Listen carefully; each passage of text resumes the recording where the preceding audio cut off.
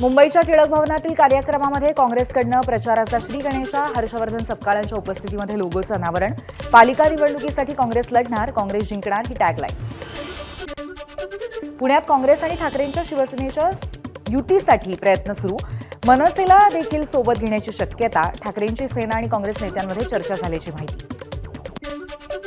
मुंबई महानगरपालिका निवडणुकीच्या अनुषंगानं 29 डिसेंबर ते 5 जानेवारी दरम्यान प्रशिक्षण सत्राचं आयोजन. निवडणूक प्रशिक्षणास उपस्थित राहणं अधिकारी आणि कर्मचाऱ्यांना बंधनकारक. गैरहजर राहिल्यास फौजदारी कारवाई होणार. रेल्वे भरती बोर्डाकडून 311 पदांसाठी भरतीची अधिसूचना जारी. 30 डिसेंबरपासून ऑनलाईन अर्ज भरता येईल. आजपासून देशभरामध्ये रेल्वेचा प्रवास महागला. सामान्य ते एसी ट्रेनपर्यंत भाडेवाढ लागू असेल. आता प्रवाशांना किलोमीटर मागे 1 ते 2 पैसे अतिरिक्त मोजावे लागणार आहेत. वर्षभरातील रेल्वेची ही दुसरी भाडेवाढ आहे. कोकणात जाणाऱ्या प्रवाशांना नवीन वर्षाचं गिफ्ट. दादर तिरुनेलवेली एक्सप्रेसच्या डब्यात वाढ. कोकणामध्ये जाणाऱ्या प्रवाशांची गर्दी विभाजित होण्यासाठी मदत होणार. प्रवाशांच्या वाढत्या मागणीमुळे दादर तिरुनेलवेली आणि यशवंतपूर कारवार या दोन्ही गाड्यांची आसन क्षमता वाढवली.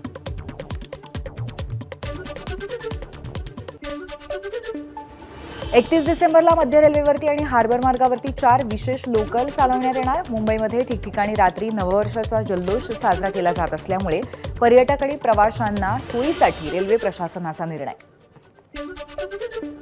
गोंदियाच्या देवरीत शेतकऱ्यांची उपविभागीय कार्यालयावरती धडक. रब्बी हंगामाच्या धान पिकासाठी शिरपूर जलाशयातील पाणी सोडण्याची मागणी. प्रशासनाने आश्वासन दिल्यानंतर आंदोलन मागे.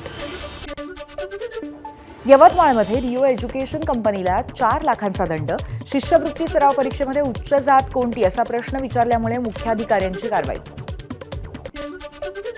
बीडच्या परळीमध्ये वैद्यनाथाच्या दर्शनासाठी भाविकांची गर्दी. सलगच्या सुट्ट्यांमुळे भाविक मोठ्या संख्येने दर्शनासाठी दाखल. दर्शनासाठी भाविकांच्या लांबच लांब रांगा. कोल्हापुरात अंबाबाईच्या दर्शनाला भाविकांची मोठी गर्दी. दररोज 1 ते 1.5 लाख भाविक देवीचं दर्शन घेत आहेत. सलग सुट्ट्या आणि सरत्या वर्षाला निरोप देताना देवीचं दर्शन. सिंधुदुर्गात सलगच्या सुट्ट्यांचा आनंद लुटण्यासाठी पर्यटकांची कोकणाला पसंती. राजकोट किल्ल्यावरती पर्यटकांची गर्दी.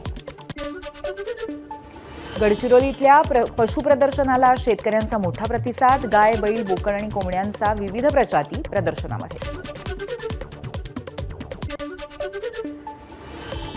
गोंदियामध्ये धान बोनस घोटाळ्याप्रकरणी 28 संचालकांवरती गुन्हे दाखल. 1,13,86,000 रुपयांचा घोळ. 3 धान खरेदी संस्थांचा समावेश. सालेकसा तालुक्यामध्ये दुसऱ्याच शेतकऱ्यांच्या नावावर केली बोनसची उचल. बीडच्या माजलगावमध्ये शॉर्ट सर्किटमुळे लागलेल्या आगीमध्ये 1.5 एकरवरील ऊस जळून खाक. शेतकऱ्यांची नुकसान भरपाई देण्याची मागणी. बीएसएफचे महासंचालक प्रवीण कुमार यांच्याकडून भारत बांगलादेश सीमेला भेट. सुरक्षेचा आढावा घेतला. बांगलादेशातील हिंसाचार आणि राजकीय अस्थिरतेच्या पार्श्वभूमीवर प्रवीण कुमार यांची भेट. इंडोनेशियामध्ये उत्तर सुमात्रा भागामध्ये पुराचा कहर कायम. सततच्या पावसामुळे रहिवासी भागामध्ये पाणी शिरलं. नागरिकांनी छतावरती जाऊन प्राण वाचवले. ग्रीसमध्ये काही तास झालेल्या मुसळधार पावसामुळे पुराचं साम्राज्य. रस्त्यांना नद्यांचं स्वरूप. अनेक कार्सही पुरात बुडल्याचं दृश्य. पुरामुळे जनजीवन विस्कळीत. 14 वर्षांचा भारतीय युवा क्रिकेटर वैभव सूर्यवंशीला राष्ट्रीय बाल पुरस्कार. देशातील लहान मुलांना दिला जाणारा सर्वोच्च पुरस्कार आहे. लहान वयामध्ये क्रिकेटमधील जबरदस्त योगदानासाठी वैभवला पुरस्कार मिळालाय. एबीपी माझा, उघडा डोळे बघा नीट.